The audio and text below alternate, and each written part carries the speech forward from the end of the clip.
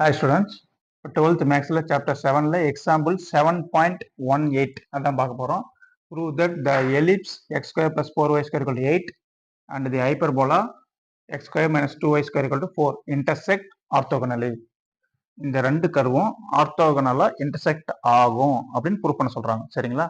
ஆர்த்தோகனல்னா ரெண்டு கர்வும் பர்பெண்டிகுலரா இருக்கு அப்படின்னு ப்ரூவ் பண்ணணும். ஆர்த்தோகனல் கண்டிஷன் வந்து m1 into m2 equal to என்னது -1. அதை ஞாபகம் வச்சுங்க. இப்போ let x1, y1 be the point of intersection எடுத்துக்கிறோம். be the point of intersection. பார்த்தீங்கன்னா இப்போ ரெண்டு கர்வுக்கும் இந்த x1 y1 அப்ளை பண்ணுங்க. x போல x1 y போல y1 அப்ளை பண்ணுங்க. First curve x1 square plus 4y1 square equal to 8. Second கர்வுக்கும் அப்ளை பண்ணுங்க. x1 ஸ்கொயர் மைனஸ் 2y போல y1 ஸ்கொயர் ஈக்குவல் டு என்ன கிடைக்கும் 4 கிடைக்கும். சரிங்களா? இப்போ இது ரெண்டு கர்வும் என்ன பண்றீங்க மைனஸ் பண்ணுங்க. நம்மளுக்கு x1 ஸ்கொயரோட வேல்யூ y1 ஸ்கொயரோட வேல்யூ தேவைப்படுது. இப்போ என்ன பண்ணுங்க ரெண்டுத்தையும் மைனஸ் பண்ணுங்க. இப்போ ரெண்டு சேம் சைன்றதுனால இது மைனஸ் பண்ணணும். இது வந்து பிளஸ், இது வந்து என்னது மைனஸ். இப்போ plus x1 square minus x1 square cancel ஆயிருது. Plus 4y1 square plus 2y1 square இப்போ என்ன கிடைக்கும் 6y1 square equal to 8 minus 4 என்ன கிடைக்கும் 4னு கிடைக்கும். இப்போ y1 square equal to 4 divide by 6னு வரும். இப்போ மேலே 2 டைம்ஸ் இதில் வந்து பார்த்தீங்கன்னா 3 டைம்ஸ் வரும். அப்போ 2/3. இப்போ y1 ஸ்கொயரோட வேல்யூ என்னது 2/3. இது அப்படியே இருக்கட்டும். இப்போ இந்த வேல்யூவை இதில் அப்ளை பண்ணுங்க. இதில் அப்ளை பண்ணீங்கன்னா x1 ஸ்கொயரோட வேல்யூ கிடைச்சிடும். சரி அப்ளை பண்ணுங்க பார்க்கலாம். அப்போ x1 square plus 4y1 square equal to 8. y1 square தான் என்னது 2 டிவைட் பை 3. ஓகேங்களா? x1 ஸ்கொயர் இப்படியே வச்சுக்கலாம் ஈக்குவல் டு இங்கே என்ன இருக்குது 8ன்னு இருக்குது. இப்போ இந்த 4 × 2 எவ்வளோ 8. இப்போ 8/3 ரைட் ஆன்சர் போச்சுன்னா என்ன வரும் மைனஸ் 8/3ன்னு வரும். இதை மல்டி பண்ணுங்க. அப்போ x1 square equal to multi பண்ணிங்கன்னா 8 × 3 24 மைனஸ் 8 டிவைட் பை 3. இப்போ 24 மைனஸ் 8 16 டிவைட் பை 3. இதான் வந்து x1 ஸ்கொயர். x1 ஸ்கொயரோட வேல்யூ கண்டுபிடிச்சிட்டோம். இங்கே y1 ஸ்கொயரோட வேல்யூ கண்டுபிடிச்சிருக்கோம். இப்போ கொடுத்துங்கிற கிவன் கர்வ் இது ஒரு ஃபர்ஸ்ட் கர்வு, இது வந்து செகண்ட் கர்வ். இப்போ ஃபர்ஸ்ட் கர்வை டிஃபரன்ஷியேட் பண்ணீங்கன்னா அது ஸ்லோப் m1. செகண்ட் கர்வை டிஃபரன்ஷியேட் பண்ணீங்கன்னா அது ஸ்லோப் m2. இப்போ கிவன் கர்வ் எழுதிக்கலாம். இப்போ கிவன் அது x square plus 4y square equal to 8. இதை டிஃபரன்ஷியேட் பண்ணி x1, y1 அப்ளை பண்ணுங்க. சரி இது டிஃபரன்ஷியேட் பண்ணீங்கன்னா டிஃபரன்ஷியேட் x ஸ்கொயர் டிஃபரன்ஷியேட் பண்ணா 2x plus y square differentiate பண்ணீங்கன்னா 2y into dy by dx வரும். என்ன வரும் 2 அப்படி முன்னாடி வந்துச்சுன்னா என்ன வரும் 8y dy by dx equal to constant time 8 அதை டிஃபரன்ஷியேட் பண்ணி என்ன கிடைக்கும் 0ன்னு கிடைக்கும். இப்போ இங்க 8y dy பை dx அப்படி எழுதிக்கலாம் equal to plus 2x answer போச்சுன்னா மைனஸ் 2xன்னு கிடைக்கும்.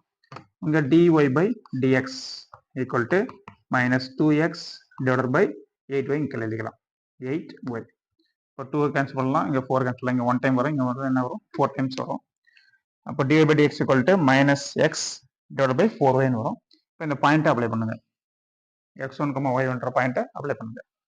அட் x1, y1 இந்த பாயிண்ட்டில் m1 equal to minus X அப்படின்னு இருக்கு. மைனஸ் எக்ஸ் போல x1 டிவைட் பை 4yன்னு இருக்கு. அப்போ என்ன வரும் 4y போல y1 அப்ளை பண்ணுறீங்க.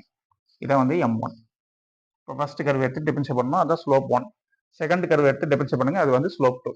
செகண்ட் கர்வ் என்ன also given x square minus 2y square equal to 4. இப்போ இதை டிஃபரன்ஷியேட் பண்ணுங்க. டிஃபரன்ஷியேட் x ஸ்கொயர் டிஃபரன்ஷியேட் பண்ணா 2x minus y square differentiate பண்ணா 2yன்னு வரும். இங்கே ஏற்கனவே ஒரு 2 இருக்கு. அப்போ என்ன வரும் 4y dy by dx equal to 4 differentiate பண்ணா 0ன்னு கிடைக்கும். இப்போ minus 4y dy by dx அப்படி எழுதிக்கலாம். பிளஸ் 2x ஆன்சர் போச்சுன்னா மைனஸ் 2xன்னு வரும். அப்போ dy divide by dx equal to minus 2x divide by minus 4y வரும். மைனஸ் 4y மைனஸ் கேன்சல் பண்ணிடலாம். இங்கே 2 கேன்சல் பண்ணால் 1 டைம் வரும், இங்கே வந்து என்ன வரும் 2 டைம்ஸ் வரும். அப்போ x by 2y. Again x போல x1 y போல y1 அப்ளை பண்ணுங்க. At x1, y1 m2 equal to apply பண்ணிங்கன்னா x போல x1 டிவைட் பை 2y போல y1 2y1 கிடைக்கும். இப்போ m1 கண்டுபிடிச்சிட்டோம், m2வும் கண்டுபிடிச்சிட்டோம். சரிங்களா? இப்போ நம்ம ஆர்த்தோகனல் அப்படின்னு தான் ப்ரூவ் பண்ண சொல்றாங்க. ஆர்த்தோகனல் கண்டிஷன் நம்மளுக்கு தெரியும். m1 to m2 equal to என்னது -1. அதான் condition for orthogonally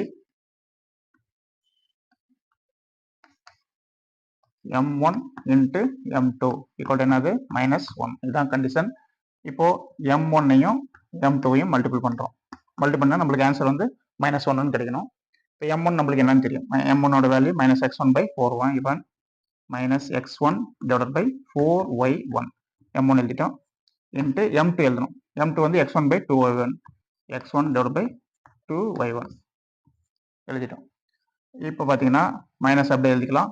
x1 x1 multiple பண்ணி என்ன கிடைக்கும் x1 ஸ்கொயர்னு கிடைக்கும் டிவைட் பை இப்போ டினாமினேட்டரில் 4 into 2 8 y1 மல்டிபிள் பண்ணி என்ன கிடைக்கும் y1 ஸ்கொயர்னு கிடைக்கும். சரிங்களா? இப்போ x1 ஸ்கொயருக்கும் y1 ஸ்கொயருக்கும் வேல்யூ அப்ளை பண்ணுங்க. நம்ம x1 ஸ்கொயர் கண்டுபிடிச்சிருக்கோம் 16/3 அப்ளை பண்ணுங்க. அப்போ மைனஸ் x1 ஸ்கொயருக்கு பதிலாக என்ன அப்ளை பண்ண போகிறோம் 16 divided by 3 divided by 8 அப்படி எழுதுங்க. y1 ஸ்கொயர் கண்டுபிடிச்சிருக்கோம். y1 ஸ்கொயர் 2/3 கண்டுபிடிச்சிருக்கோம். அதை அப்ளை பண்ணுங்க. y1 ஸ்கொயருக்கு பதிலாக 2/3 அப்ளை பண்ணுங்க. இப்போ 2 divided by 3 இதை கேன்சல் பண்ணோம்னா ஆன்சர் கிடைக்கும். இப்போ டினாமினேட்டர் 3யும் கேன்சல் பண்ணிடலாம். இங்கே பார்த்தீங்கன்னா 8 into 2 16 இங்கே -16 அப்போ என்ன வருது -16 divided by 16 கிடைக்குது. இப்போ ரெண்டுத்தையும் கேன்சல் பண்ணி என்ன ஒரு ஆன்சர் -1 அப்படின்னு கிடைக்கும். சரிங்களா? அப்போ m1 into m2 equal to என்னன்னு கிடைக்குது -1 அப்படின்னு கிடைச்சிருக்கு. therefore the given curves are orthogonal. ஓகேங்களா? Okay students, that's all. நீங்கள் நம்ம சேனலுக்கு இன்னும் வரல மறக்காம சேனலை சப்ஸ்கிரைப் பண்ணுங்க. உங்கள் ஃப்ரெண்ட்ஸ் எல்லாம் கொஞ்சம் ஷேர் பண்ணுங்க. Okay, bye students.